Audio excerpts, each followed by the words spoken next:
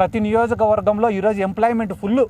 Chandrababu Naidu government వచ్చినాక ఏందిరా employment అంటే స్టోర్ బియ్యం full, liquor syndicate full, belt షాపులు ఫుల్, నియోజకవర్గానికి ఒక పేకాట శిబిరం ఫుల్, శాండ్ ఫుల్. ఇంత ఉద్యోగాలు పెట్టుకునే అవకాశాలు లేవని చెప్పడం నిజంగా వైసీపీ తప్పు కూడా దీంట్లో ఉందని చెప్పి ఈ సందర్భంగా నేను తెలియజేసుకుంటూ, ఎందుకురా అంటే 1,30,000 ఉద్యోగాలు సచివాలయాల్లో జగన్మోహన్ రెడ్డి ఇస్తే ఏమన్నారు తెలుసా? ఇవి ఉద్యోగాలేనా అన్నారు. అవి కాదంట ఉద్యోగాలు. ఏంటిరా ఉద్యోగాలు అంటే బెల్ట్ షాప్.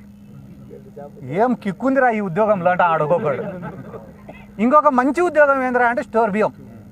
ఆయన సీజ్ ది సిప్ అన్నాడు ఒక ఆయనేమో ఆడికి పోయి స్టోర్ బియ్యం పోతుందిరా తరలిపోతుంది సీజ్ ది సిప్ అన్నాడు. ఈడేమో ప్రతి ఒక్కటి సిప్పే పెట్టినాడు.